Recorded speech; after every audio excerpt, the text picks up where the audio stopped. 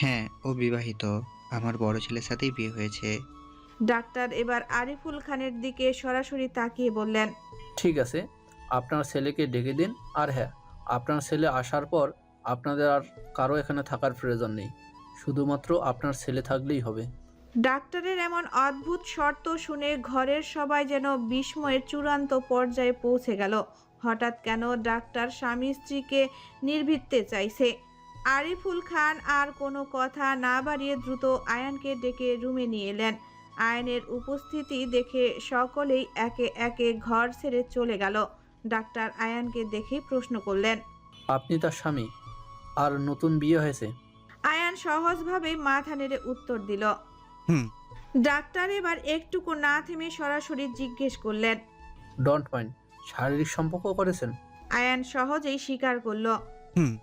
Doctor আবার নির্দিষ্ট সময় জানতে চাইলেন। সেটা কতক্ষণ ধরে? আয়ান আড়ষ্ট কণ্ঠে জবাব দিল। সারা রাত। আয়ানের সারা রাত উত্তরটি শুনে ডাক্তার যেন আকাশ থেকে পড়লেন। তিনি তৎক্ষণাৎ দম আটকে প্রবলভাবে কেসে উঠলেন। তার কাশির তীব্র এমন ছিল যে তার থামার নামই নিচ্ছিল না।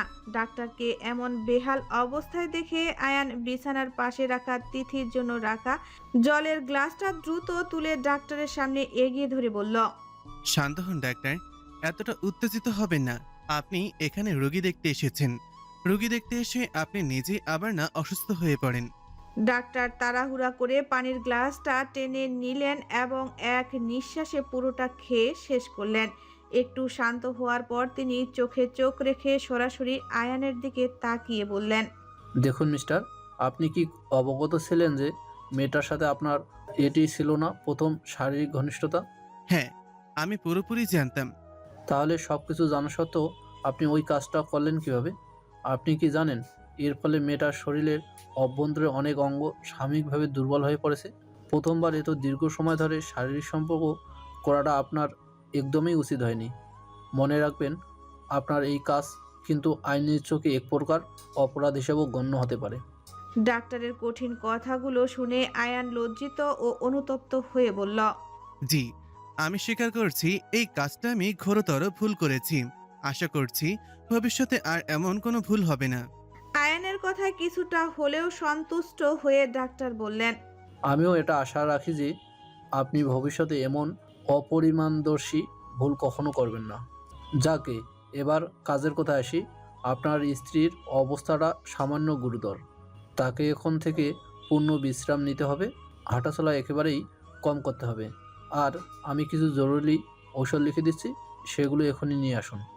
ডাক্তারের তাড়াতাড়ি প্রেসক্রিপশন প্যাডে প্রয়োজনীয় ঔষধগুলো লিখে দিলেন। এরপর প্রেসক্রিপশনটি আয়ানের হাতে তুলে দিয়ে তিনি আরও একবার তিথির শারীরিক অবস্থা পর্যবেক্ষণ করে ঘর থেকে বেরিয়ে গেলেন। ডাক্তার নিচে এসে অপেক্ষারত সবার দিকে এক নজর তাকালেন এবং তাদের আশ্বস্ত করার ভঙ্গিতে বললেন।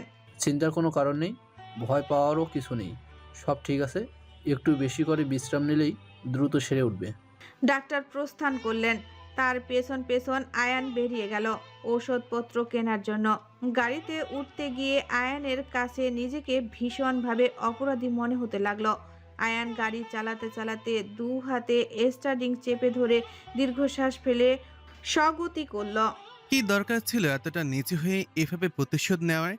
মেয়েটা তো শুধু তোর কাছে একটুখানি উষ্ণতাই তো চেয়েছিল। একটু স্নেহ ভরে ভালোবেসেও তো ওকে আদর করতে পারতিস। আয়ান, তুই কবে থেকে এতটা অমানুষ, এতটা কাপুরুষ হলি রে?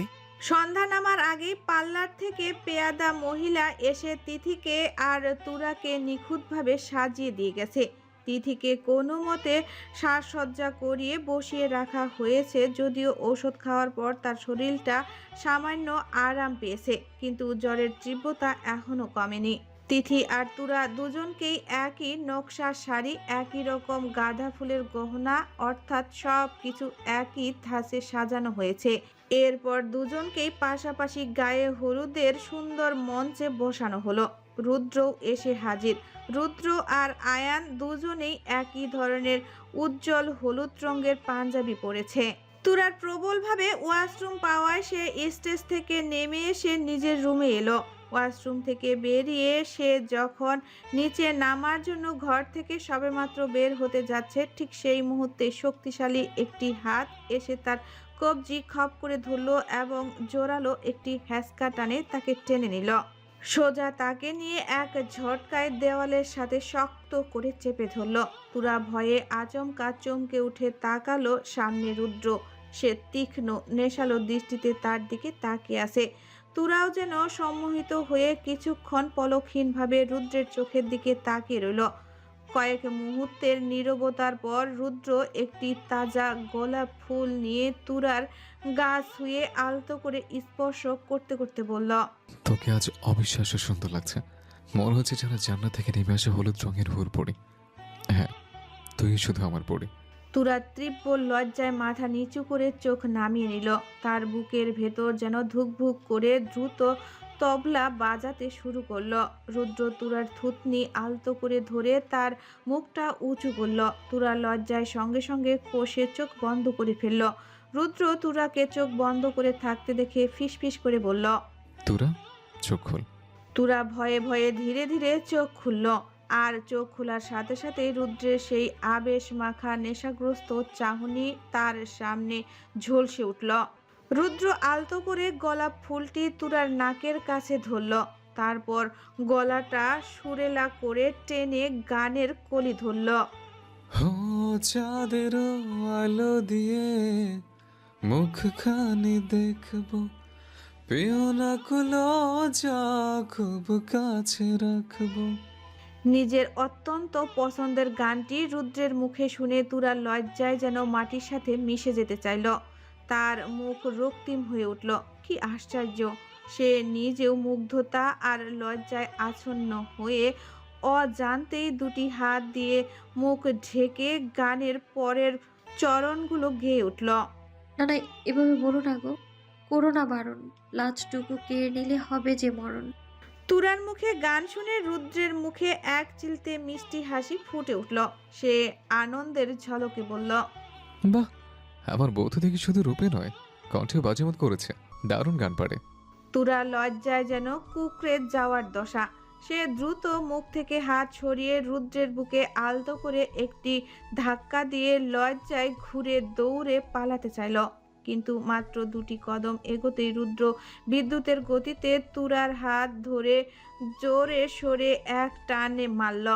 সেই তীব্র টানের ধাক্কায় তুরা নিজের দেহের ভার সামলাতে পারল না। সোজা সে রুদ্রের শক্ত বুকের মধ্যে ঝাঁপিয়ে পড়ল।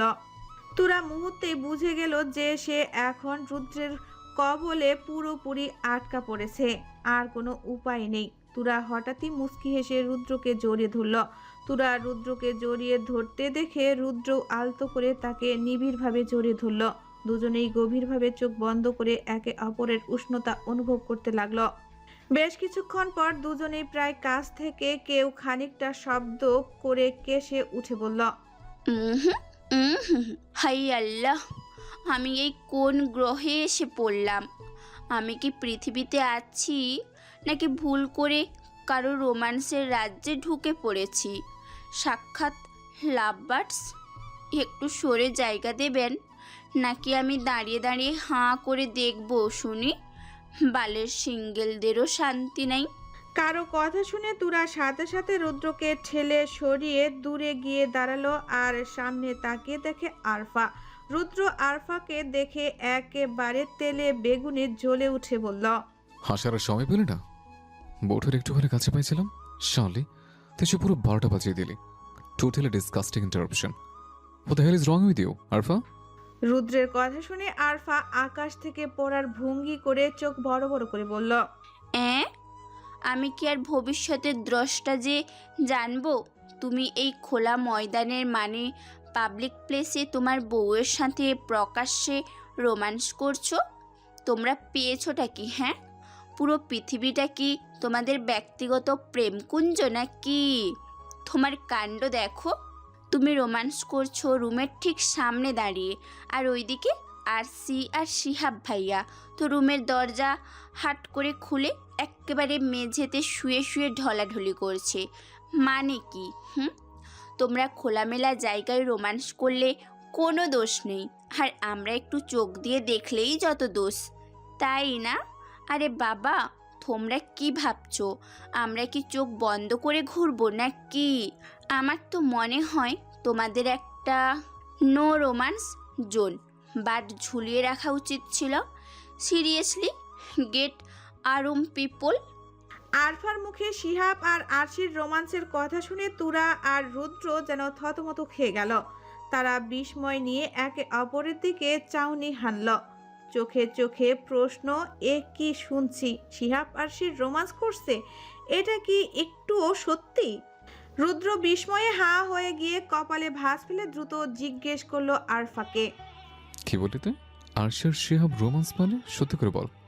আরফা মুখ টিপে হেসে কোমরে হাত দিয়ে দাঁড়িয়ে পড়ল। তারপর পুরোপুরি ভাবসলীন মুখে বলল, রোমান্স। একেবারে ঘনিষ্ঠ হয়ে চুম্মি পর্ব চলছিল। আমি অবশ্য সেই সুযোগটা হাতছাড়া করিনি। আমিও সঙ্গে সঙ্গে যাইয়া তাদের প্রেমের 12টা বাজিয়ে দিয়ে এসেছি। যেমন তুমি এখন তোমার বউকে জড়িয়ে ধরে স্বর্গের সুখ উপভোগ করছিলে, আর আমি এসে মধুচন্দ্রিমা ভেঙে দিলাম। আমার তো মনে হয় সৃষ্টিকর্তা আমাকে পৃথিবীতে প্রেমিক প্রেমিকাদের রোমান্সের 12টা বাজানোর স্পেশাল মিশনে পাঠিয়েছেন। আমি হলাম তোমাদের রোমান্স বিরোধী প্রধান দূত। আরফার কথাগুলো শুনে রুদ্র এবং তুরা দুজনে গলা শুকিয়ে গেল। তারা লজ্জায় লাল হয়ে একে অপরের দিকে তাকাতে পারল না, বরং একসাথে খক খক করে কেসে উঠল। বিয়ের হাজারো ব্যস্ততার মধ্যে আরফা খুশি ছিল না যে সে রুদ্রের ছোট বোন আরশির গোপন কেচ্ছা একেবারে ভাইয়ের সামনেই এভাবে ফাঁস করে দিচ্ছে। নিজের মারাত্মক ভুল বুঝতে পেরে আলফা আতঙ্কে জিভ কামড়ে ধরল। সে দ্রুত লজ্জায় মুখ ঢেকে পরিস্থিতি সামাল দিতে তড়িঘড়ি করে তুরার দিকে তাকিয়ে বলল, আরে বাবা তুরা, তুই এখনো এইখানে দাঁড়িয়ে আছিস? এখনো ছাদে চল, গায়ে হলুদের অনুষ্ঠান শুরু হবে। তোকে তাড়াতাড়ি ডেকে নিয়ে যাওয়ার জন্য আমাকে পাঠানো হয়েছে, তাড়াতাড়ি আয়। হলুদ আর নাচের ধুম অবশেষে শুরু হলো গায়ে হলুদের জমকানো অনুষ্ঠান। তুরা আর তিথিকে পাশাপাশি সুন্দর করে সাজিয়ে স্টেজে বসানো হয়েছে। চারপাশ ঘিরে পরিবেশের সদস্য এবং আত্মীয় স্বজনরা একে একে এসে তাদের গায়ে হলুদ লাগিয়ে দিচ্ছে। অন্যদিকে বক্সে চলছে উড়াদুরা হিন্দি গানের আওয়াজ, আর পোলাপান সেই তালে তালে নেচে মেতে উঠেছে। ঠিক সেই সময় আরফা আর আরশি হাতে হাত মিলিয়ে নাচতে নাচতে তুরা আর তিথির সামনে এসে দাঁড়ালো। তারা দুজনেই ফুল সাউন্ডে বক্সে গানের তালে তালে মাথা নেড়ে সুর করে হিন্দি গেয়ে উঠল। আরফা গাইতে শুরু করলো, सजन सजन सजन मेरे सजन तेरे दुल्हन सजाऊंगी, तेरे दुल्हन सजाऊंगी। গান গাওয়ার সাথে সাথে তারা দুজনের দিকে তাকিয়ে মজা করে কোমর দোলাতে লাগলো। তারপর আবার একসঙ্গে সুরে সুর মিলিয়ে বলল, আরশি গেয়ে উঠল, वादा दिया तुझे जो भी वादा दिया तुझे मैं वो वादा निभाऊंगी, मैं वो वादा निभाऊंगी। নাচ আর গানের তালে তুরা আর তিথি হেসে উঠল। গায়ে হলুদের মঞ্চ যেন এখন আরফা আর আরশির নাচের মঞ্চ। প্রথম গানের প্রথম কলি শেষ হতেই আরফা আর আরশি সামান্য থামল। এরপর ঠিক তখনই গানের ধারা না ভেঙে তারা একই নাচের তালে তালে দ্বিতীয় কলি গাইতে গাইতে মঞ্চে আরও একবার নিজেদের মেলে ধরল। झिलमिल सितारों की छैया लूंगी मैं तेरी बलैया। এই কলি গাওয়ার সময় তারা দুজনেই তুরা আর তিথির দিকে ঘুরে স্নেহ ও মজা করে তাদের উপর থেকে নজর নামানোর বলাই দূর করার ভঙ্গি করে করল। इतना तुझे प्यार दूंगी, ये जिंदगी भर दूंगी। এই কথাগুলো বলার সময় তারা বুকে হাত রেখে তুরা আর তিথির দিকে ভালোবাসার ইশারা করলো এবং হাত ছড়িয়ে দেখালো যে তারা সবটুকু জীবন উৎসর্গ করবে। গায়ে হলুদের উৎসবের মাঝেও শিহাবের মনের ভেতরে যেন এক চাপা কষ্ট খেলা করছে। সে জোর করে মুখে হাসি ধরে রাখার চেষ্টা করছে, শান্ত থাকতে চাইছে, কিন্তু ভেতরের যন্ত্রণাটা যেন তাকে বারবার আঘাত করছে। এই অস্বস্তি নিয়ে শিহাব আর অন্য দিকে তাকাতে পারল না। সে ছাদ থেকে নেমে যাওয়ার উদ্দেশ্যে পা বাড়াতে যাবে, ঠিক তখনই তার চোখ আটকে গেল আরশির দিকে। আরশি একটা সুন্দর লেহেঙ্গা পরেছে, যার ওড়নাটা নাচের সময় বেশ খানিকটা নিচে ঝুলে গেছে। আরশি যেভাবে উদ্দীপনার সাথে নাচছে তাতে শিহাবের মনে হলো যে কোনো সময় আরশি তার ওড়নায় পা জড়িয়ে পড়ে যেতে পারে। ঠিক এই ভাবনাটা মনে আসার মুহূর্তেই ঠিক তাই ঘটল। আরশি নাচতে নাচতে ঝুলে থাকা ওড়নাটিতে পা জড়িয়ে ফেলল আর একদম পিছনের দিকে হেলে পড়ে যেতে শুরু করলো। মুহূর্তের মধ্যেই চারিদিকে এক আতঙ্কিত চিৎকার ছড়িয়ে পড়ল। উপস্থিত সবাই আতঙ্কিত হয়ে পড়ল। শিহাব আরশির নাম ধরে চিৎকার করে ডাক দিল। আরশি! আরশি যখন শূন্যে হেলে পড়ছিল, চারপাশে মানুষের এতটাই ভয়ে ও আতঙ্কে জমে গিয়েছে যে তাদের মস্তিষ্ক কাজ করা বন্ধ করে দিয়েছে। আরশিকে যে পড়ে যাওয়া থেকে ধরতে হবে, এই প্রাথমিক চিন্তাটাও যেন সবাই মুহূর্তের জন্য ভুলে গেল। সময় নষ্ট না করে শিহাব বিদ্যুতের গতিতে দৌড় দিল। আরশি শূন্যে হেলে পড়ার সঙ্গে সঙ্গেই শিহাবের পাশাপাশি রুদ্র তড়িৎ গতিতে আরশিকে ধরার জন্য ছুট লাগালো, কিন্তু দুজনেই কাছাকাছি পৌঁছানোর আগেই আরশি ততক্ষণে অনেক নিচের দিকে চলে গেছে। আর মাত্র 3 ইঞ্চি এগোতেই তার মাথাটা ঠাস করে মেঝেতে বাড়ি খাবে।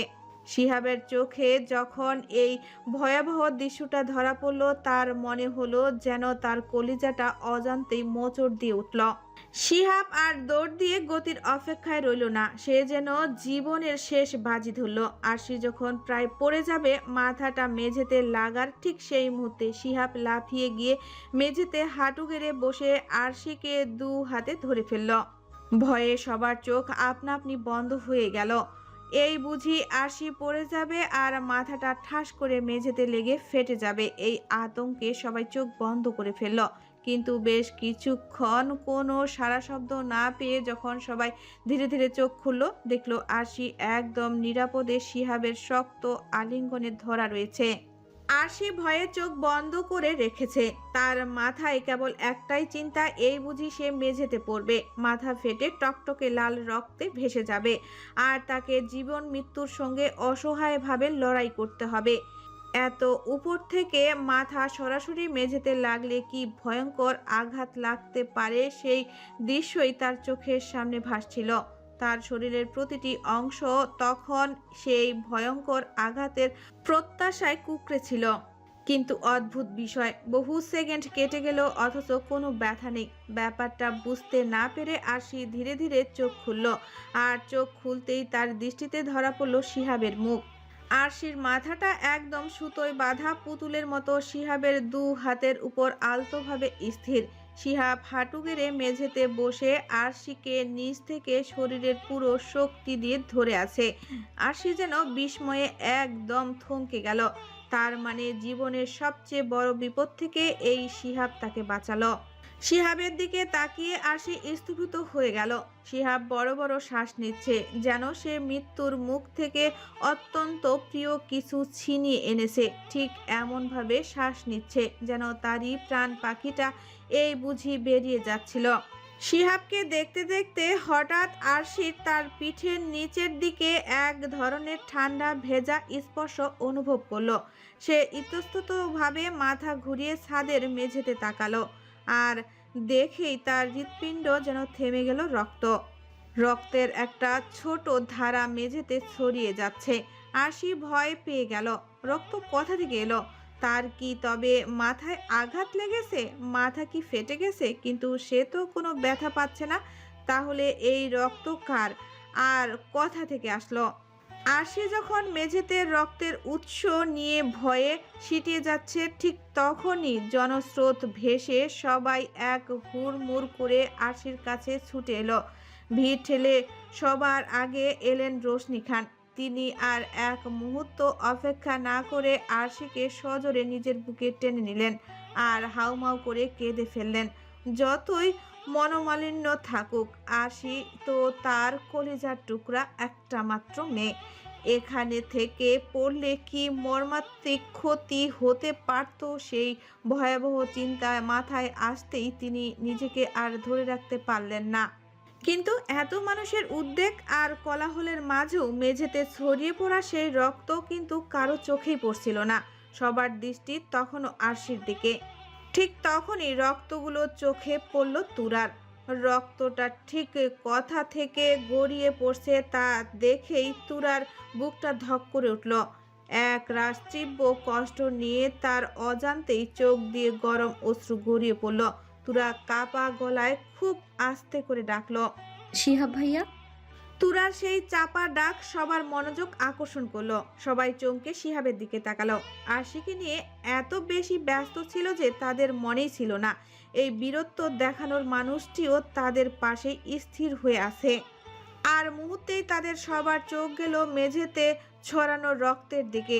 সবাই যেন বিদ্যুতের শক খেলো। তাদের চোখ অবাক বিস্ময়ে স্থির হয়ে গেল শিহাবের দিকে। কারণ শিহাবের দু হাতের কোণই থেকে ঝরঝর করে রক্ত গড়িয়ে পড়ছে। দূর থেকে শূন্যে ঝাঁপ দিয়ে আরশিকে ধরার সময় মেঝেতে ঘষা লেগে তার কোণই দুটো চামড়া উঠে মাংস অনেকটাই ছিলে গেছে। সেই গভীর ছিলে যাওয়া জায়গাগুলো থেকে রক্তর ফোঁটা ফোঁটা ঝরে মেঝেতে ছোট ছোট পুকুর তৈরি করছে। কিন্তু শিহাবের মুখ ছিল পাথরের মতো স্থির। একটুও শব্দ নেই, কেবল মাথা নিচু করে হাঁটু গেড়ে বসে আছে। আরশিও এবার সেই নীরবতায় ধীরে ধীরে শিহাবের দিকে তাকালো। আর তার চোখ মুহূর্তেই চলে গেল শিহাবের রক্ত ঝরা কোণই দুটোর দিকে। আরশি যেন বাকরুদ্ধ হয়ে গেল। ঠিক কতটা মানবিকতা থাকলে এমন ভয়ঙ্কর মুহূর্তে নিজের আঘাতের চিন্তা না করে আরেকজনকে বাঁচাতে মানুষ এমন মরিয়া হয়ে ওঠে তা আরশি এই শিহাবকে আজ এভাবে না দেখলে জানতই না। আরশির চোখ থেকেও অশ্রু গড়িয়ে পড়ল। শিহাবের দুই কোণই থেকে রক্ত ঝরতে দেখে আনোয়ার খানের মুখ উদ্বেগে বিবর্ণ হয়ে গেল। তার চোখ দুটো যেন মুহূর্তের মধ্যে আতঙ্কিত হয়ে উঠল। তিনি দ্রুত শিহাবের দিকে তাকিয়ে প্রায় চিৎকার করে বললেন, বাবা, এ কি সর্বনাশ! তোমার রক্ত ঝরছে যে? এক মুহূর্ত সময় নষ্ট না করে তিনি ডান দিকে ঘুরে দাঁড়ালো। আয়ানকে লক্ষ্য করে কঠোর নির্দেশ দিলেন, এই আয়ান, তাড়াতাড়ি ডাক্তারকে ফোন কর, এক্ষুনি।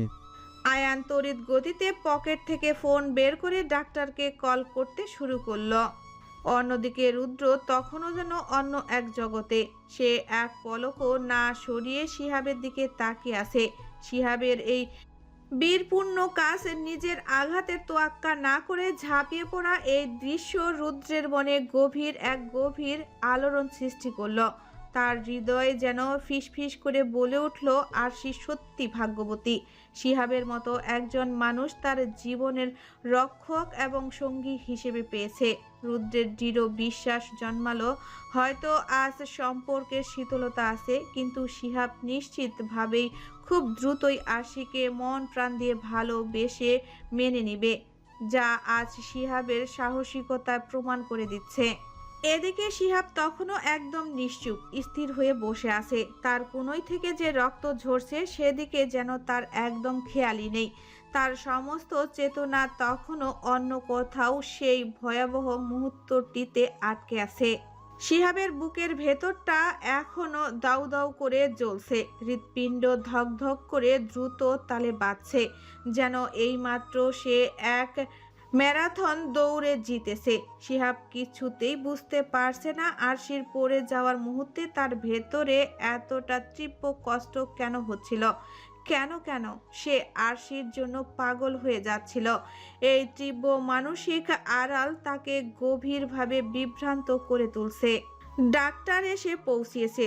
উদ্বিগ্ন আত্মীয় স্বজনরা শিহাবকে ঘিরে ভিড়ে করেছে। শিহাবের দুই কোণই থেকে ডাক্তার যখন অত্যন্ত মনোযোগ দিয়ে তুলো আর অ্যান্টিসেপটিক ব্যবহার করে রক্ত পরিষ্কার করছিলেন। আঘাতের স্থানে যখনই তীব্র জ্বালার সৃষ্টিকারী স্যাভলন দেওয়া হচ্ছে, শিহাবের মুখমণ্ডল সঙ্গে সঙ্গে যন্ত্রণা আর বিরক্তিতে ঝিলিক মেরে উঠছে। প্রতিবার স্যাভলন ছোঁয়ানোর সময় সে যেন ফালানোর ভঙ্গিতে কেঁপে উঠছে। তার এই অস্ত্রতা সামলাতে শিহাবের এক হাত আয়ানের মুঠোয় শক্ত করে ধরা আর অন্য হাত রুদ্র আঁকড়ে আছে। জীবনের এই প্রথমবার শিহাব এমন বড়সড় কাটা ছেঁড়ার শিকার হলো। আজ পর্যন্ত সে বড় কোনো আঘাত, কাটা বা ফাটা দেখেনি। সে কোনোভাবেই ব্যান্ডেজ করাতে রাজি হচ্ছিল না। শেষমেশ শান্ত চৌধুরী আর মিনহা চৌধুরী দুজনেই তাকে অনেক স্নেহ মিশ্রিত ধমক এবং অনুরোধ করে রাজি করিয়েছেন। তবুও সে যেন এক অবদ্ধ শিশুর মতো মুখ ভার করে করুণ সুরে প্রতিবাদ করেই চলছে। উফ, আমি ওষুধ লাগাবো না। মা, উফ, কি জ্বলছে। শিহাবের এমন অসহায় বাচ্চামি আর ফালানো দেখে হলরুমের কোনায় দাঁড়িয়ে থাকা ছোট ছোট ছেলেমেয়েরা পেটে হাত দিয়ে খিলখিলিয়ে হাসিতে ফেটে পড়ল। একটা বাচ্চা ছেলে ফিসফিস করে বলতে লাগলো, আরে বাবা, এত বড় লোক কিন্তু ব্যথার ভয় একেবারে নার্সারি স্কুলের বাচ্চার মতো করছে। তবে শিহাবের এই আচরণে কোনো অভিনয় ছিল না। ছোটবেলা থেকেই সে এসবের সঙ্গে তিলমাত্র অভ্যস্ত নয়। মিনহা চৌধুরীও কোনো দিন তাকে জোর করে একটা সাধারণ ট্যাবলেটও খাওয়াতে পারতেন না। খাওয়াতে গেলেই তার বমি উঠে আসতো। তাই মিনহা চৌধুরীও এক সময় হার মেনেছিলেন। আরশি এক কোণে স্থির দাঁড়িয়ে, চোখ থেকে যেন জল শুকিয়ে গেছে। যে মানুষটা সামান্য ঔষধে এমন কাতর হয়, আজ সে তার জন্য নিজের জীবন বাজি রাখলো এবং এত বড় আঘাতের যন্ত্রণা নীরবে সইছে। এই চিন্তা আসতেই আরশির বুকটা ব্যথায় মোচড় দিয়ে উঠল। তার তীব্র ইচ্ছে করছে এক্ষুনি ছুটে গিয়ে শিহাবের মাথাটা আলতো করে তার বুকে টেনে নিতে। ডাক্তার শান্তভাবে একটি কোণয় পরিষ্কার করে ব্যান্ডেজ করে দিলেন। এরপর যখনই তিনি দ্বিতীয় কোণইতে তুলোর অ্যান্টিসেপটিক নিয়ে আলতো করে সোয়ালেন, শিহাবের ধৈর্য গেল ভেঙে। সে ব্যথায় ধরফর করে উঠল এবং চিৎকার করতে করতে একেবারে কাঁদো কাঁদো স্বরে বলে উঠল, ডাক্তার, আমি আমার যৌবনের সব জমানো কুধোয়া আপনার উপর বর্ষণ করেছি। শুনে রাখুন, যদি আরেকবার জ্বালান তাহলে আপনার বিয়ে হবে না। আর ভুল করেও যদি বিয়ে হয়েই যায়, বিয়ের পরদিনই আপনার ডিভোর্স হবে। আপনি আবার কুমার হয়ে যাবেন। আর আপনার চেম্বারে যত দাঁত ব্যথা নিয়ে রোগী আসবে, তাদের ব্যথা জীবনেও কমবে না। আপনার জীবনটা দাঁতের ব্যথার মতো যন্ত্রণাদায়ক হয়ে যাবে। উফ, লাগছে রে। শিহাবের এমন অদ্ভুত কুদোয়া শুনে হলরুমে থাকা সবাই হেসে উঠলেন। একজন বয়স্ক গম্ভীর ডাক্তারকে বলছে তার বিয়ে হবে না, এ যেন এক অবিশ্বাস্য দৃশ্য। ডাক্তার ও শিহাবের কথা শুনে প্রথমে ঠোঁট কামড়ে হাসি আটকানোর আপ্রাণ চেষ্টা করলেন। এই মুহূর্তে যেন তার কাছে হাসি আটকানোটা আসলেই জীবন মৃত্যুর লড়াইয়ের মতো হয়ে যাচ্ছিল। অবশেষে তিনি আর পারলেন না। কোনোই পরিষ্কার করা বাদ দিয়ে তিনি হো হো করে পেট চেপে ধরে অট্টহাসিতে ফেটে পড়লেন। শিহাব ডাক্তারকে হাসতে দেখে ক্রোধে দাঁত কিরমির করে বলল, হাসছেন? হাসুন। দাঁতগুলো এখন অক্ষত আছে তো। আমার দোয়া কাজে লাগলে কাল সকাল থেকে এমন দাঁত ব্যথা শুরু হবে যে তখন হাসি বন্ধ করার জন্য দাঁতের ডাক্তার খুঁজতে হবে। ডাক্তারের হাসি থামার আগেই পাশে দাঁড়ানো আয়ান হাসতে হাসতে যেন তলপেটে চোট খেয়ে গেল। সে দম নিতে নিতে ডাক্তারের দিকে ঝুঁকে চরম সিরিয়াস মজা ভঙ্গিতে বলে উঠল, ডাক্তার আঙ্কেল, শিহাব ভাইয়ের কথা এত হালকাভাবে নিন না। কারণ শিহাব ভাইয়ের দেওয়া সব কুদোয়ার মূল শক্তিই কিন্তু এই স্যাভলনের বোতলে আছে। যতক্ষণ না ওই বোতলের ক্যাপ আপনি বন্ধ করছেন, ততক্ষণ বিয়েও হবে না আর বাচ্চাও হবে না। আপনার চেয়েও বড় কথা হচ্ছে, ও যদি রাগ করে বলে দেয় সব মানুষের দাঁতের গোড়ায় তেলাপোকা হাঁটা শুরু করবে, তাহলে তো ডেন্টিস্ট ডিপার্টমেন্টই বন্ধ হয়ে যাবে। আপনার পেশা নিয়ে টানাটানি, জলদি ওষুধ লাগান। আয়ান কথাটা এমন নিখুঁত মজার সিরিয়াসের সঙ্গে বলল যে হলরুমের হাসির আওয়াজ যেন প্রচণ্ড বজ্রপাতের মতো ছড়িয়ে পড়ল। আর সেই মুহূর্তে কোণে দাঁড়ানো 5 বছরের একটি ছোট ছেলে হাসতে হাসতে নিজের উপর নিয়ন্ত্রণ হারিয়ে ফেলল। সে চিৎকার করে হেসে উঠে সেখানেই প্যান্ট ভিজিয়ে দিল। সবার হাসির দম ফাটানো আওয়াজের মাঝেই হঠাৎ রুদ্রের তীক্ষ্ণ ও গম্ভীর কণ্ঠস্বর যেন হলরুমের হাসির স্রোত থামিয়ে দিল। সে সামান্য ধমকের সুরে সেখানে জড়ো হওয়া সবার দিকে তাকিয়ে বলল, এখানে কি হাসির ক্লাস চলছে?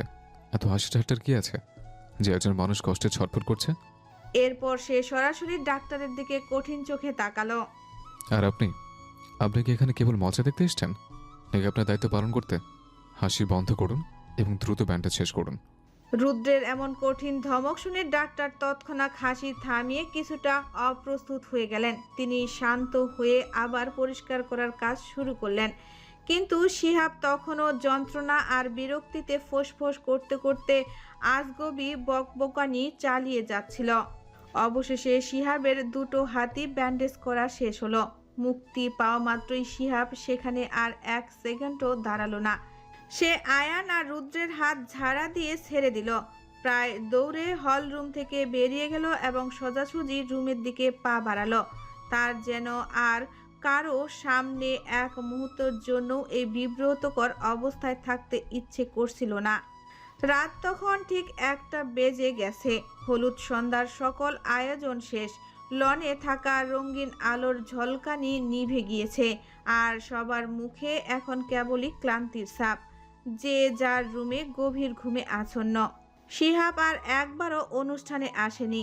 তার এমন আঘাতের পর অসুস্থ শরীর নিয়ে কেউ তাকে আর বিরক্ত করতে সাহস করেনি।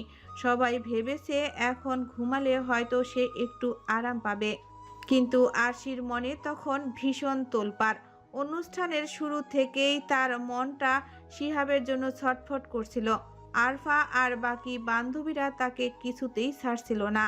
শেষমেশ আরশি যখন সকল কাজ শেষে নিজের রুমে ফিরল, তখন তার চোখ খুঁজছিল কেবল একজনকেই, আর সেই মানুষটাই হচ্ছে শিহাব। আরশি রুমে ঢুকেই তার চোখ পড়ল শিহাবের ঘুমন্ত শান্ত রূপটি। শিহাব বিছানার একেবারে নিশ্চুপে শুয়ে আছে, দুটি ব্যান্ডেজ করা হাত আলতোভাবে তার শরীরের দুপাশে রাখা। তার মুখে এখন আর সেই বকবকানির বিরক্তি বা যন্ত্রণার ছাপ নেই। কপালের উপর কয়েক গোছা এলোমেলো চুল এসে পড়েছে, যা তার শান্ত ঘুমকে আরো স্নিগ্ধ দেখাচ্ছে। তাকে দেখে মনে হচ্ছে যেন গভীর ঘুমে আচ্ছন্ন এক শিশু। বাইরে থেকে দেখে কে বলবে এই মানুষটাই একটু আগে স্যাভলনের জ্বালায় পাগলের মতো হয়ে গিয়েছিল এবং সব যৌবনের কুদ দোয়া দিচ্ছিল। এখন সে এত শান্ত, যেন কোনো দিন সে চঞ্চল ছিল না। আরশি একেবারে নিঃশব্দে পা ফেলে ধীরে ধীরে শিহাবের পাশে এসে দাঁড়ালো। তারপর বিছানার এক কোণে ঠিক তার মুখের কাছে সে হাঁটু গেড়ে বসলো। তার চোখ আর সরছিল না। সে এক ধ্যানে শিহাবের ঘুমন্ত মুখের দিকে তাকিয়ে রইল। সেই দৃষ্টিতে ছিল গভীর মমতা এবং একরাশ অব্যক্ত অনুভূতি। আজ কেন জানি না আরশির কাছে শিহাবকে বারবার দেখতে ইচ্ছে করছিল। তার মনে হচ্ছে এই মুহূর্তে পৃথিবীর সবথেকে আপন, সবচেয়ে নির্ভরযোগ্য মানুষটি হলো এই ঘুমিয়ে থাকা শিহাব। সে যেন তার সমস্ত আবেগ দিয়ে শিহাবের দিকে তাকিয়ে রইল। শিহাবের দিকে এক দৃষ্টিতে তাকিয়ে থাকতে থাকতে আরশির ভেতরে জমে থাকা অনুভূতির বাঁধ যেন ভেঙে গেল। এক নীরব গভীর প্রশ্ন তার মনে বিদ্যুতের মতো ঝলসে উঠল। সে ফিস করে নিজেকেই জিজ্ঞেস করল, এ আমার কেমন অনুভূতি? আমার তো এর আগে কোনোদিন কোনো ছেলের জন্য এমন অদ্ভুত শিহরণ জাগেনি। তাহলে আজ শিহাবকে নিয়ে কেনই অস্থিরতা? কেন মন কেবলই বলছে আশি তুই শিহাবের হাতটা ধর, সারাটা জীবন তার সাথে কাটিয়ে দে, তার মনের গভীরে থাকা প্রতিটা ক্ষত তুই নিজের হাতে মলম দিয়ে সারিয়ে দে। এই অনুভূতি কি তবে আমি শিহাবকে ভালোবেসে ফেলেছি? এই ভাবনাটা আসতেই আরশির ঠোঁটে এক কোমল লাজুক হাসি ফুটে উঠল। ভয় আর আবেগের এক অদ্ভুত মিশ্রণ। আরশি খুব সাবধানে শিহাবের কানের ঠিক কাছে মুখ নিয়ে গেল এবং নিঃশ্বাসের চেয়েও ক্ষীণ স্বরে ফিস করে বলল, জানেন, আজকের এই দিনে আমি সবচেয়ে বেশি তোরাকে ধন্যবাদ দিতে চাই, কারণ সে যদি আমার ভাইকে না ভালোবাসতো তবে হয়তো আমি আপনার মতো এত মূল্যবান মানুষটিকে এভাবে পেতাম না। এখন মনে হচ্ছে আমি আপনাকে পেয়ে পৃথিবীর সবচেয়ে সৌভাগ্যবতী নারী।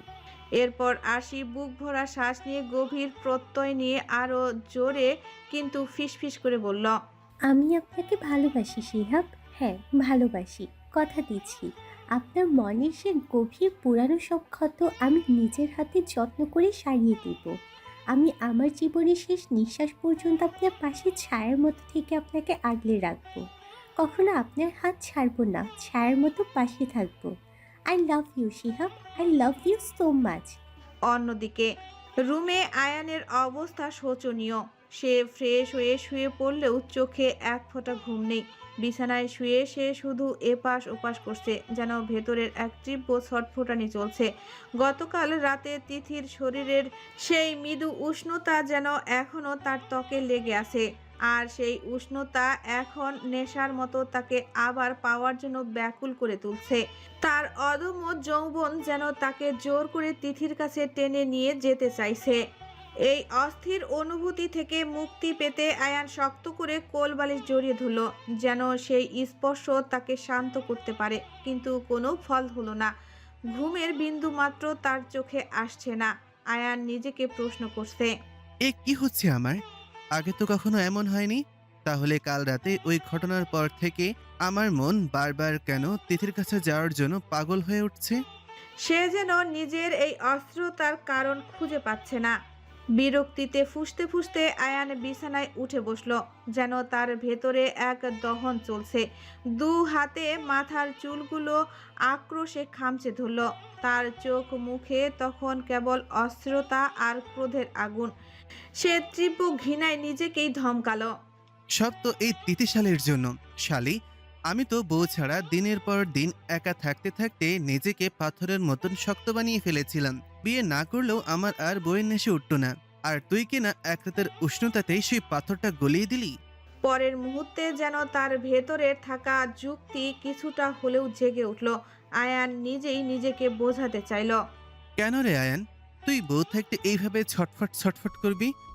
তুই বউকে মেনে নিস বা না নিস, কিন্তু তোর একজন বউ তো আছে। আর বউ থাকতে বাইরে এভাবে ছটফট করার তো কোনো মানেই হয় না। যা এখন বউয়ের কাছে। কোন শালা শ্বশুর তোকে আটকাবে তোরে দেখি? এই ভাবনা যেন তাকে এক উন্মত্ত তাড়না দিল।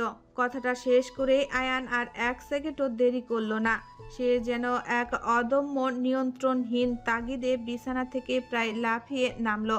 বড় বড় পা ফেলে প্রায় ছুটে সে সোজা রুম থেকে বেরিয়ে গেল এবং দ্রুত গতিতে তিথির রুমের সামনে এসে দাঁড়ালো।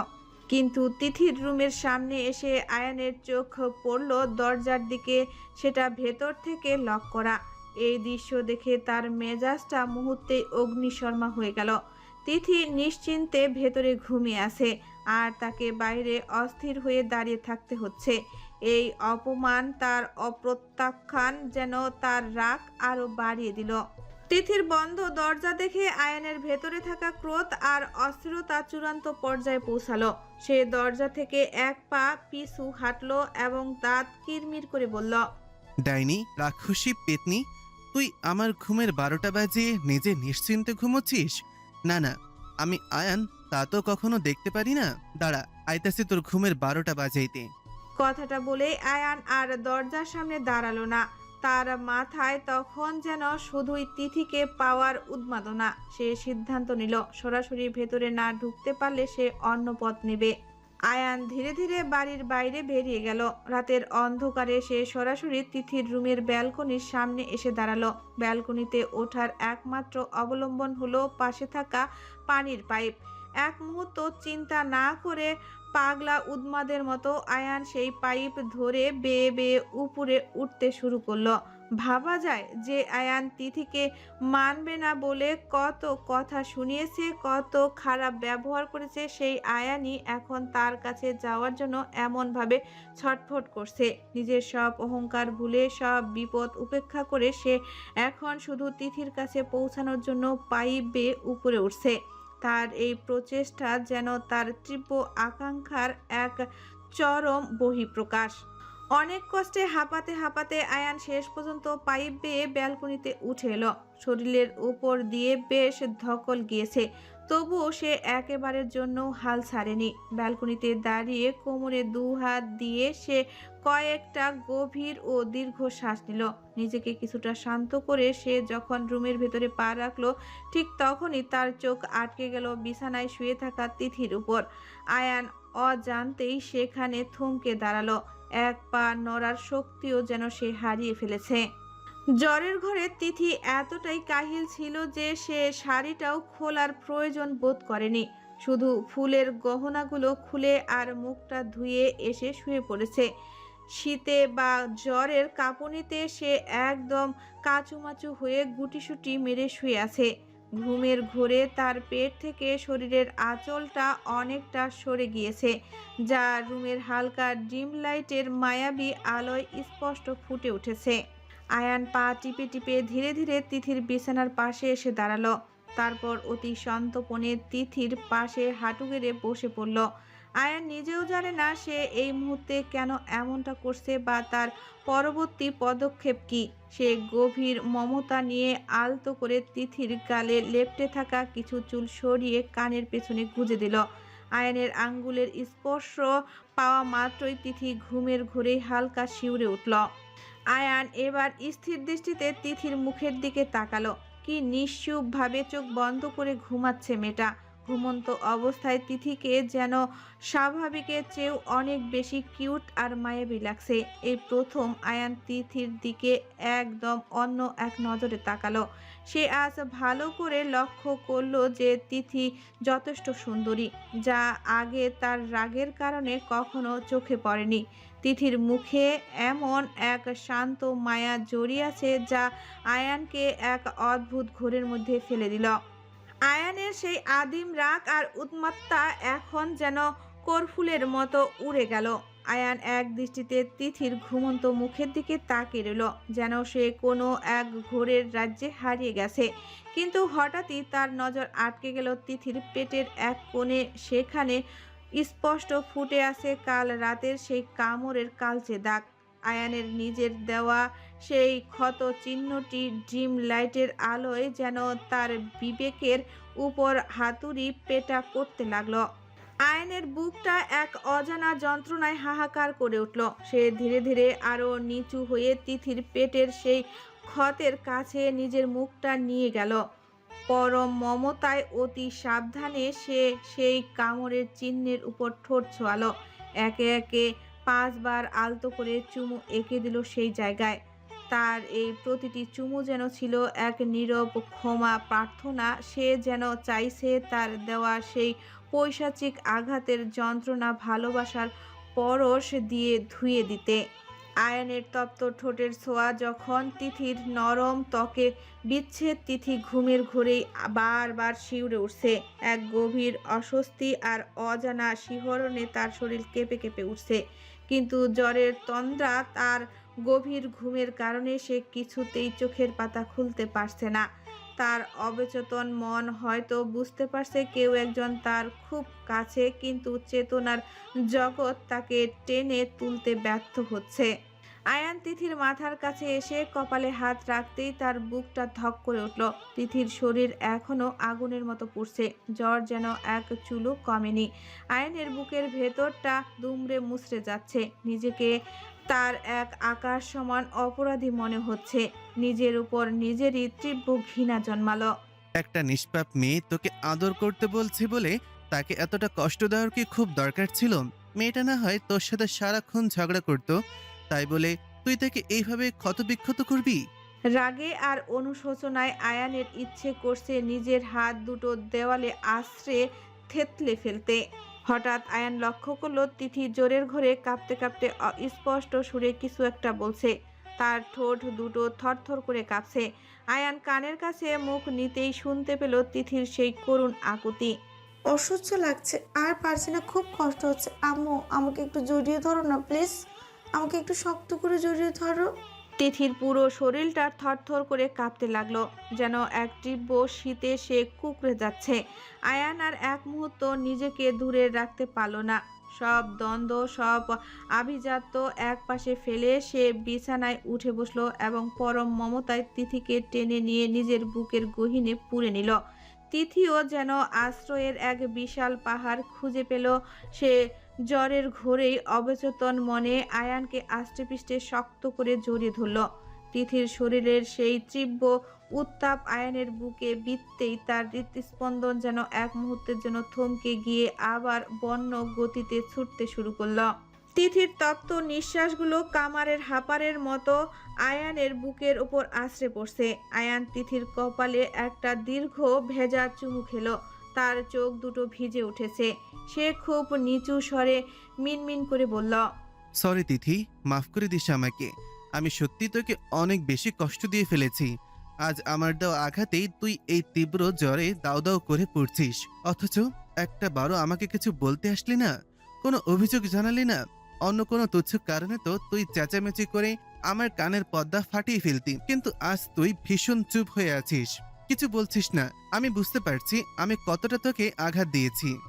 আয়ান তিথির মাথায় হাত বুলিয়ে দিতে দিতে তাকে আরো নিবিড়ভাবে নিজের সাথে মিশিয়ে নিল। সে যেন চাইল নিজের শরীরের সবটুকু শীতলতা দিয়ে তিথির এই দহনটুকু শুষে নিতে। তিথিকে নিজের বুকের ভেতর খুঁজে পেয়ে আয়ানের অস্থির মনে যেন এক অদ্ভুত প্রশান্তি নেমে এলো। গত কয়েক ঘন্টার সেই তীব্র দহন, ক্রোশ আর ছটফটানি এখন শান্ত নদীর মতো স্থির হয়ে গেল। তিথির শরীরের তপ্ত ওম আর তার মায়াবী সান্নিধ্য আয়ানের শরীরের প্রতিটি কোষে এক অদ্ভুত ভালো লাগার অনুভূতি ছড়িয়ে দিল।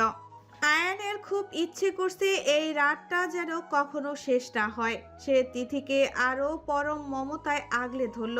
তিথিও জ্বরের ঘোরে আয়ানের বুকটাকে তার পরম আশ্রয়ের জায়গা মনে করে সেখানে মুখ গুজে নিশ্চিন্তে পড়ে রইল। আয়ান তিথির চুলের সুবাস নিতে নিতে এক সময় নিজেই ক্লান্তিতে চোখ বুঝল। বাইরে রাতের নিস্তব্ধতা আর ভেতরের ড্রিম লাইটের হালকা নীলচে আলোয় দুটি প্রাণ এক হয়ে মিশে থাকলো।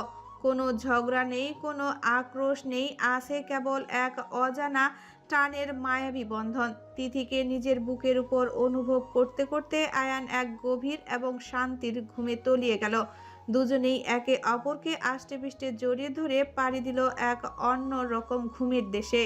গায়ে হলুদের উৎসবের কোলাহল নিচে থেমে গেলেও ছাদের উপর নিস্তব্ধতা যেন আরো গাঢ় হয়ে উঠেছে। সেই নিস্তব্ধতার সুযোগ নিয়ে রুদ্র তুরাকে এক প্রকার জোর করে দেওয়ালের সাথে চেপে ধরে আছে। তার আলিঙ্গনের বাঁধন এতটাই তীব্র যে মনে হচ্ছে সে তুরাকে নিজের শরীরের সাথে মিশিয়ে নিতে চায়। তুরা বারবার রুদ্রের বুকের উপর দু হাত দিয়ে ঠেলার চেষ্টা করে হাঁপাতে হাঁপাতে বলল, এবার ছাড়েন রুদ্র, দেখেন কত রাত হয়েছে, ঘুম পেয়েছে আমার ভীষণ, নিচে খুঁজবে সবাই আমাদের। রুদ্রের কানে তুরার কোনো কথাই পৌঁছাচ্ছে না। সে যেন এক ঘোরের মধ্যে আছে। রুদ্র তার মুখটা নামিয়ে তুরার থুতনিতে নিজের চিবুক ঘষতে লাগলো। তার সেই তপ্ত আর ভারী নিঃশ্বাসগুলো তুরার গলায় আগুনের হলকার মতো বিচ্ছে। রুদ্র অবাধ্য স্বরে ফিসফিস করে বলল, একদম কথা বলবি না, চুপ করে থাক, নাহলে কিন্তু আমি সত্যি অন্য কিছু করে ফেলবো, যে সামলানোর ক্ষমতা তোর নেই। রুদ্রের গলার সেই গভীর আর অধিকার বোধের সুর শুনে তুরা ভয়ে আর অজানা উত্তেজনায় কাঁপতে কাঁপতে স্পষ্ট সুরে বলল, কি করবেন আপনি? মুহূর্তেই রুদ্রের মাথাটা আরো নিচু হলো এবং সে তুরার কানের নরম লতিতে দাঁত দিয়ে হালকা এক কামড় বসালো। অতকিত এই স্পর্শে তুরা এক মুহূর্তের জন্য শিউরে উঠল। তার সারা শরীর যেন বিদ্যুতের তরঙ্গ খেলে গেল। সে মৃদু যন্ত্রণায় আর আদুরে গলায় চিৎকার করে উঠল, আর রুদ্র কি করছেন এসব, ছাড়েন বলছি। রুদ্র এবার তুরার কানে একদম কাছে ঠোঁট ছুঁয়ে গা কাঁপানো স্বরে ফিসফিস করে বলল, বিশেষ কর তোরা, আজ হলুদ রঙের শাড়িতে তোকে তোকে দেখে আমি নিজেকে সামলাতে পারছি না। আজ তোকে আমার ভীষণভাবে একদম অন্যরকম গভীরতা ছুঁতে ইচ্ছা করছে। আমি পাগল হয়ে যাচ্ছি তোরা, আমি সত্যি পাগল হয়ে যাচ্ছি। রাতের এই নির্জনতায় রুদ্রের প্রতিটি নিঃশ্বাস আর কথার ধার যেন তুরাকে অবশ করে দিচ্ছে। সে বুঝতে পারছে রুদ্র আজ কোনো যুক্তির ধার ধারবে না। রুদ্র তখন তার মুখটা নামিয়ে তুরার হলুদ মাখানো নরম গালে নিজের গালটা সজোরে ঘষতে লাগলো। তুরার গালের কাঁচা হলুদ রুদ্রের গালে লেপ্টে গিয়ে একাকার হয়ে গেল। রুদ্র এখন পুরোপুরি হিতাহিত জ্ঞান শূন্য। তার প্রতিটি নিঃশ্বাস আগুনের হলকার মতো তুরার গলায় আশ্রে বসছে। রুদ্র তুরার কাঁধে মুখ ডুবিয়ে নিজের ঠোঁট ঘষতে ঘষতে এক গভীর নেশায় তলিয়ে যাচ্ছে। তুরা ভয়ে আর প্রবল এক শিহরণে কেঁপে উঠছে। সে তার সর্বশক্তি দিয়ে রুদ্রের শক্ত বুকটা ধাক্কা দিচ্ছে, কিন্তু রুদ্রের যেন এক অটল পাহাড়, এক চুলো তাকে নড়ানো যাচ্ছে না। হঠাৎ রুদ্র তুরার একটি হাত দেওয়ালের সাথে শক্ত করে চেপে ধরল, যেন সে কোনোভাবেই পালাতে না পারে। পরক্ষণেই তার অন্য হাতটি শাড়ির ভাঁজ ভেদ করে তুরার উন্মুক্ত কোমরের সাপের মতো জড়িয়ে ধরল এবং এক হেঁচকা টানে তুরাকে একদম নিজের শরীরের সাথে পিষে ফেলল। রুদ্রের এই বুনো আচরণে তুরার নিঃশ্বাস যেন গলার কাছে আটকে গেল। সে বাতাসের জন্য হাঁসফাঁস করছে, কিন্তু রুদ্রের আলিঙ্গন ক্রমশ আরো কঠোর হচ্ছে। রুদ্র এবার তুরার ঘাড় আর কানের লতিতে একের পর এক গভীর তৃষ্ণার্ত গভীর চুমো এঁকে দিতে শুরু করলো। তুরার সারা শরীর অবশ হয়ে আসছে। এক অদ্ভুত ঘোরের মধ্যে সে হারিয়ে যাচ্ছে। তীব্র উত্তেজনায় সে নিজের অন্য হাতটি দিয়ে শাড়িটা এত শক্ত করে খামচে ধরল যে তার হাতের আঙ্গুলগুলো সাদা হয়ে উঠেছে। তোরার বুকটা কামারের হাপড়ের মতো উঠানামা করছে, যা রুদ্রের বুকে স্পষ্ট আঘাত হানছে। রুদ্রের এই নিয়ন্ত্রণহীন ভালোবাসা আর তৃষ্ণার কাছে তুরা যেন আজ পুরোপুরি অসহায়। তুরা এখন রুদ্রের বাহুবন্ধনে পুরোপুরি পিষ্ট। তার ফুসফুসে যেন বাতাস খুঁজে পাচ্ছে না। সে শ্বাসরুদ্ধকর কণ্ঠে কোনো মতে হাঁপাতে হাঁপাতে আর্তনাদ করে উঠল, রুদ্র প্লিজ ছাড়েন, আমার কেমন যেন লাগছে, দম আটকে আসছে, প্লিজ। তুরার সেই ভেঙে আসা কাপা কণ্ঠস্বর রুদ্রের ভেতরের আদিম তৃষ্ণাকে যেন কয়েক গুণ বাড়িয়ে দিল। রুদ্র এখন পুরোপুরি হিতাহীন, জ্ঞান শূন্য। সে এক ঝটকায় তুরার দু হাত দেওয়ালের সাথে সজোরে চেপে ধরল, যেন সে কোনো ছটফট করা পাখি। রুদ্র তুরার কানের দিকে ঝুঁকে এলো। তুরার কানের একদম ভেতরে রুদ্রের তপ্ত আর ভারী নিঃশ্বাসগুলো আশ্রে পড়ছে। রুদ্র লাগামহীন মাতালের মতো অস্পষ্ট সুরে তুরার কানে কানে বলল, জাস্ট একটু দূর প্লিজ, বেশি গভীরে যাব না, একটু প্লিজ, বাধা দিস না, আমি পাগল হয়ে যাব। রুদ্রের শরীরের প্রতিটি পেশি এখন টানটান। মুহূর্তেই সে তুরার ঘাড়ে নিজের মুখটা ডুবিয়ে দিয়ে রুদ্ধ স্বরে বলল, জাস্ট আ লিটল বিট তোরা, I want go to deep, please don't resist or I will lose my mind. তুরার সারা শরীর থরথর করে কাঁপছে। রুদ্রের স্পর্শে তার রক্তে যেন কেউ বিষ মেশানো আগুন ঢেলে দিয়েছে। সে চাইলেও এখন নিজেকে সরাতে পারছে না। রুদ্রের এই বুনো ভালোবাসার কাছে সে যেন এক অসহায় বন্দী হয়ে যাচ্ছে। রুদ্র তুরার ঘাড় থেকে মুখ তুলে সরাসরি তুরার আধখোলা ঠোঁট নিজের ঠোঁটে ডুবিয়ে দিল। কোনো ভূমিকা নেই, নেই কোনো ধীরস্থিতা। সে এক তৃষ্ণার মরুভূমির মতো তুরার ওষ্ঠদ্বয় নিকড়ে নিতে লাগলো। রুদ্রের এই বুনো আর অপ্রতিরোধ্য পাগলামিতে তুরা নিজেও যেন এক অতল গহ্বরে তলিয়ে যাচ্ছে। এক অজানা নেশায় আচ্ছন্ন হয়ে তুরা অবচেতনভাবেই রুদ্রের সেই উন্মুক্ত চুম্বনে সাড়া দিয়ে ফেলল।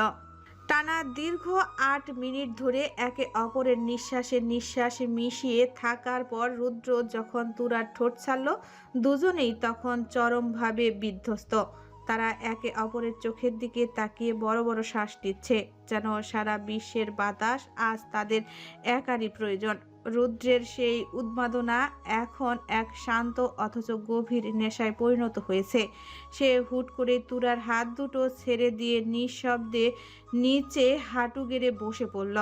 তুরা তখনও ঘোরের মধ্যে। সে কিছুই বুঝতে পারল না হঠাৎ রুদ্র কেন এভাবে নিচু হলো, কিন্তু পরক্ষণেই তুরার সারা শরীরে যেন এক লহমা 1000 ভোল্টের বিদ্যুৎ খেলে গেল।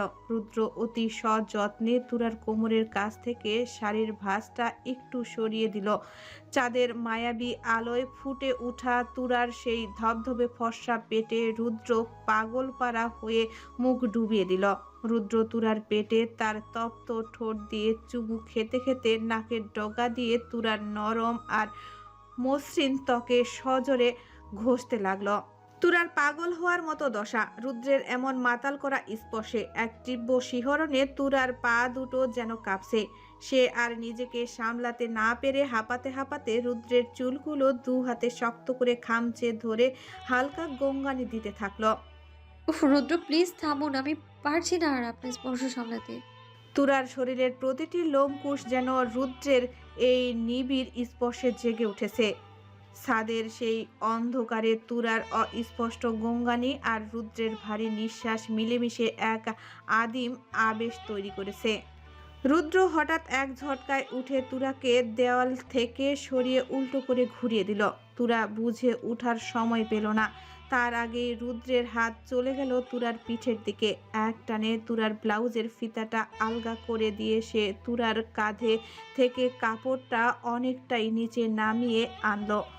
এরপর কোনো অবকাশ না দিয়ে রুদ্র তুরার সেই উন্মুক্ত ধবধবে কাঁধের নিচে তপ্ত ঠোঁট ডুবিয়ে দিল।